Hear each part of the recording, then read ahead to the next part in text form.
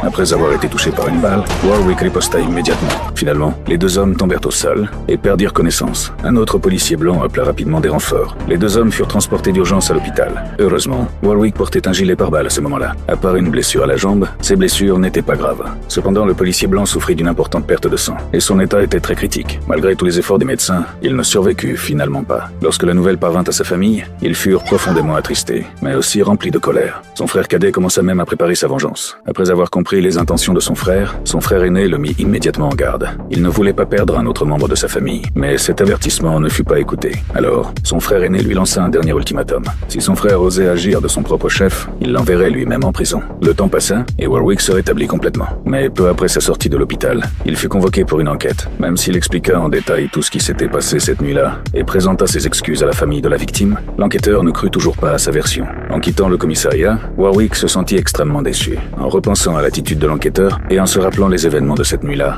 il commença à se demander, les personnes noires pourraient-elles un jour être traitées équitablement? Après le départ de Warwick, l'enquêteur interrogea à nouveau le policier blanc qui était présent cette nuit-là. Cependant, au lieu de dire la vérité, l'homme rejeta toute la responsabilité sur Warwick. Il affirma que Warwick avait refusé de coopérer avec la police et avait même provoqué les policiers. Il insista également sur le fait que Warwick avait tiré le premier. Mais cette histoire était remplie de contradictions. L'enquêteur comprit rapidement qu'il était en train de mentir. Malgré cela, l'enquêteur choisit finalement de ne pas poursuivre l'affaire. Cette même nuit, le frère de la victime arriva devant la maison de Warwick avec plusieurs hommes. Évidemment, il avait complètement ignoré l'avertissement de son frère. Ils forcèrent l'entrée de la maison, mais découvrirent qu'elle était complètement vide. N'ayant pas d'autre choix, ils durent abandonner leur plan. Mais en partant précipitamment, ils laissèrent derrière eux de nombreuses empreintes digitales.